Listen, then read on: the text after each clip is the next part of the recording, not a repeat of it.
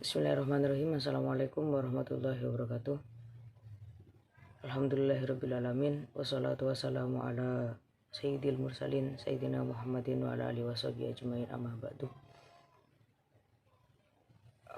Baik teman-teman, pada kesempatan hari ini kita dalam beberapa menit ke depan akan mengulas sedikit mengenai basiroh, yang dalam hal ini nanti akan berkenaan sekaligus ya membahas mengenai kekuatan tarbiyah dalam Islam yang dimotori oleh basiroh itu sendiri. Kajian ini sebetulnya adalah ulasan singkat dari ini ya, dari tema yang diusung dalam kitab Ushul Tarbiyah. Ada satu bab yang cukup menarik perhatian jika kita telaah lebih dalam. Judulnya itu Itqa'us Syubhat, tentang pentingnya kita mewanti-wanti atau mawas diri dari sesuatu yang sifatnya syubhat, sesuatu yang sifatnya tidak jelas halal dan haramnya. Dan nanti ketidakjelasan ini ketika kita lakukan secara terus-menerus akan berimplikasi pada kekuatan mata batin atau yang disebut basiroh. Basiroh sendiri sebenarnya sudah disebutkan dalam Al-Quran, salah satunya dalam surat Yusuf ayat 108. Dan basiroh adalah elemen penting, salah satu elemen penting yang perlu dimiliki dan dipertajam. Sebagaimana yang disebutkan oleh ini ya KBBI secara sederhana, basiroh itu adalah sebuah pratinjau, pratinjau sesuatu atau mempelajari sesuatu dengan baik, dan prioritas yang digunakan adalah mata hati, kekuatan ketajaman mata hati. Basiroh ini nanti akan diposisikan sebagai sesuatu cara menyikapi suatu hal dengan kacamata hakikat.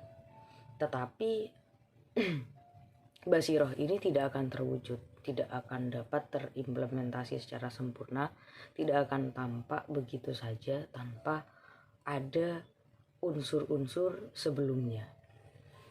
Jika kita tinjau lebih dalam, kita baca sampai selesai, bab ini sesungguhnya nanti akan berkiblat pada satu hadis, di mana hadis ini sudah cukup terkenal saya kira ya. Hadis yang menyatakan ada satu gumpalan darah, di mana ketika ini sholahat, gumpalan darah ini baik, maka seluruh elemen dalam tubuh kita itu baik ya. Gumpalan darah tersebut bernama hati. Jadi mafhum di antara semua kita ya, bahwa ketika hati kita baik, maka seluruh tindak tanduk kita akan menjadi baik. Maka untuk menghidupkan hati ini, untuk memperbaiki kualitas hati, sekaligus nanti akan berkesinambungan dengan baik atau tidaknya tindak tanduk kita, maka harus ada upaya yang dilakukan. Salah satunya adalah mawas diri atau menghindari hal-hal yang syubhat, hal-hal yang sifatnya tidak jelas halal dan haramnya.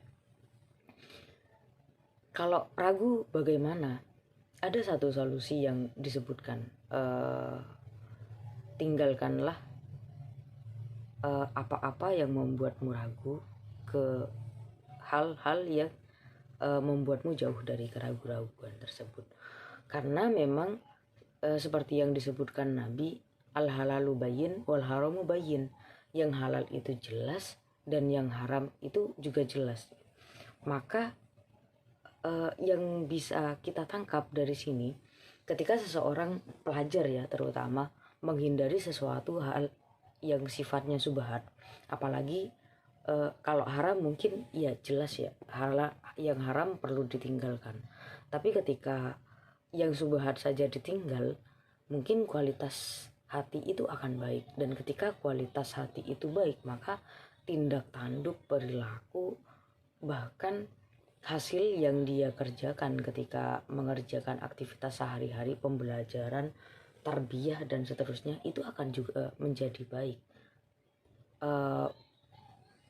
Titik poinnya di sana mengapa itqa'us syubhat itu perlu dilakukan oleh pelajar. Demikian yang bisa saya sampaikan. Sampai bertemu di kajian berikutnya.